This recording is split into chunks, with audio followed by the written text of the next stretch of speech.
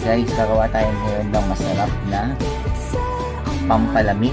Sa init kasi ngayon ng panahon, so gagawa tayo ngayon ng um, pampalamig. So meron tayong mais at saka nata de coco. So pwede na yan.